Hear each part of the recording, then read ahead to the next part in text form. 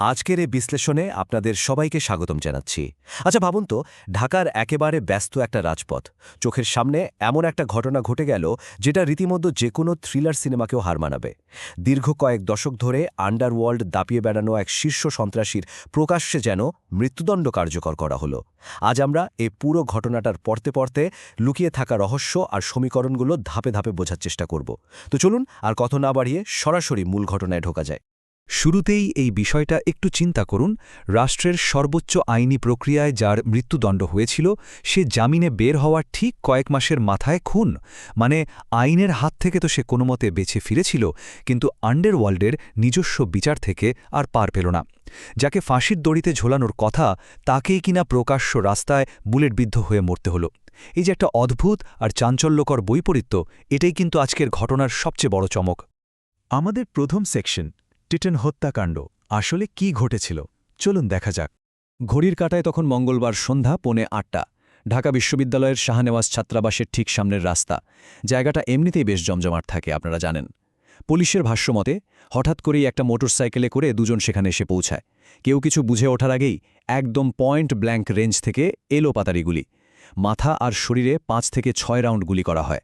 আর কাজ শেষ হওয়া মাত্রই চোখের পলকে হাওয়া। একদম প্রফেশনাল, নিখুঁত একটা হিট। গুলিবিদ্ধ মানুষটাকে তড়িঘড়ি করে ঢাকা মেডিকেল কলেজ হাসপাতালে নেওয়া হলেও ডাক্তারদের আসলে কিছুই করার ছিল না। সেখানেই তাকে মৃত ঘোষণা করা হয়। আর নিহিতের পরিচয় যখন সামনে এলো, তখন রীতিমতো আইনশৃঙ্খলা রক্ষাকারী বাহিনীর চোখ কপালে ওঠার জোগাড়। কারণ লোকটা সাধারণ কেউ ছিলেন না। তিনি হলেন খন্দকার নাইম আহমেদ টিটন। কিন্তু কে এই টিটন? কেনই বা তাকে এভাবে মরতে হলো? তো এই টিটনের ব্যাকগ্রাউন্ড জানতে আমরা চলে যাচ্ছি আমাদের পরের সেকশনে, অপরাধ জগতে টিটনের অতীত বা আন্ডারওয়ার্ল্ড জীবন বৃত্তান্ত। এই লোকটার ক্রিমিনাল রেকর্ড দেখলে আপনি চমকে যাবেন। 90-এর দশকের শুরুতে সে লোকাল ক্রাইম সিন্ডিকেটে ঢোকে। এরপর এতটাই বেপরোয়া হয়ে ওঠে যে 2001 সালে সরকার ঘোষিত 23 জন শীর্ষ সন্ত্রাসীর যে তালিকা ছিল, সেখানে টিটনের নাম ছিল একেবারে 2 নম্বরে। চিন্তা করতে পারেন, এরপর 2004 সালে ক্যান্টনমেন্ট এলাকা থেকে সে অ্যারেস্ট হয়। 2014 সালে তো বহুল আলোচিত বাবর এলাহি হত্যা মামলায় তার মৃত্যুদণ্ডই হয়ে যায়। কিন্তু আশ্চর্যের বিষয় হল, দীর্ঘ সময় জেলে থাকার পর এই তো 2024 সালের আগস্ট মাসে সে জামিনে মুক্তি পায়। আর পুলিশ বলছে রিলিজ পাওয়ার পর থেকেই সে একদম আত্মগোপনে ছিল। এখন প্রশ্ন হল, আত্মগোপনে থাকা একটা মানুষকে কেন মরতে হল? সেটাই আমরা দেখব এই অংশে। দ্বন্দ্বের কেন্দ্র, পশুর হাট এবং কোটি টাকার ইজারা। স্ক্রিনের এই বিশাল টাকার অঙ্কটা একটু খেয়াল করুন। প্রায় 1,96,20,000 টাকা। বিশাল ব্যাপার, তাই না? এটা মূলত আসন্ন ঈদুল আজহা উপলক্ষে মোহাম্মদপুরের বসিলা গরুর হাটের ইজারার একদম বেস প্রাইস বা ভিত্তি দর। আর ধারণা করা হচ্ছে আন্ডারওয়ার্ল্ডের এই পুরো মারামারির কেন্দ্রে রয়েছে কোটি টাকার এই বিশাল হাট। এখানে একটা ইন্টারেস্টিং পয়েন্ট হলো, এত বড় একটা বাজার যেখানে কোটি কোটি টাকার হাতবদল হয়, সেখানে সিটি কর্পোরেশন টেন্ডার ডাকার পরও কেউ কোনো দরপত্র জমা দেয়নি। বাধ্য হয়ে তাদের আবার টেন্ডার ডাকতে হয়।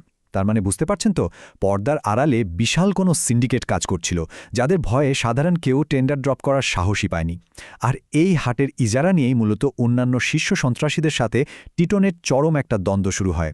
আমাদের পরবর্তী সেকশন, এজাহারে শীর্ষ সন্ত্রাসীদের নাম এবং সন্দেহভাজনদের তালিকা।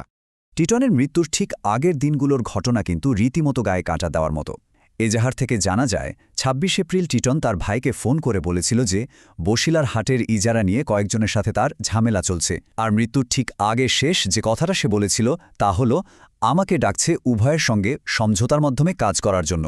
ব্যাস, এই একটা কথাই প্রমাণ করে যে সমঝোতার নামে আসলে তাকে একটা মরণ ফাঁদে ডাকা হয়েছিল। মামলায় সরাসরি কাউকে আসামি করা না হলেও সন্দেহভাজন হিসেবে যাদের নাম এসেছে, তারা কিন্তু আন্ডারওয়ার্ল্ডের হেভিওয়েট সব চরিত্র।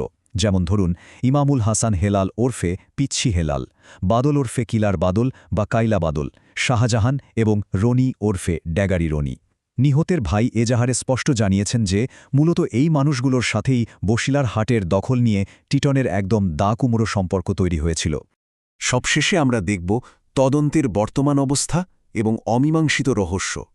পুরো ঘটনার তদন্তের অবস্থাটা আসলে কেমন দেখুন। পুলিশের হাতে একদিকে বেশ কিছু শক্ত ক্লু আছে। তারা ভিকটিমের অতীত ইতিহাস জানে, পশুর হাটের এই দ্বন্দ্বের কথা জানে, আর এজাহারে থাকা ওই হেভিওয়েট নামগুলো তাদের কাছে আছে। কিন্তু মিসিং লিঙ্কটা কোথায় জানেন? রমনা বিভাগের ডিসি মাসুদ আলম যেটা জানালেন, ঘটনাস্থলে কোনো সিসিটিভি ক্যামেরাই ছিল না। তাই কারা সরাসরি এসে ট্রিগার চেপেছে সেই শুটারদের আইডেন্টিটি এখনও অজানা। তদন্ত বলতে গেলে এখন ওই অন্ধকারেই হাতড়ে বেড়াচ্ছে। পুরো ঘটনাটা শোনার পর আমাদের মনে কিন্তু বিশাল একটা প্রশ্ন থেকে যায়। এই যে পর্দার আড়ালে থাকা কোটি টাকার ইজারা নিয়ন্ত্রণ, আর সেটার জন্য শহরের একদম প্রাণকেন্দ্রে প্রকাশ্য রাস্তায় এমন শুটআউট, এই গ্যাংওয়ারগুলো তো শুধু আন্ডারওয়ার্ল্ডের নিজস্ব হিসাব নিকাশ নয়, তাই না? পাবলিক মার্কেটের ইজারা নিয়ে এই যে পেশি শক্তির লড়াই, এটা আপনার আমার মতো সাধারণ মানুষের দৈনন্দিন নিরাপত্তার জন্য আসলে কতটা হুমকি? এই প্রশ্নটাই আজকে আপনাদের ভাবার জন্য রেখে যাচ্ছি। আশা করি আজকের এই বিশ্লেষণটি আপনাদের পুরো বিষয়টা বুঝতে সাহায্য করেছে।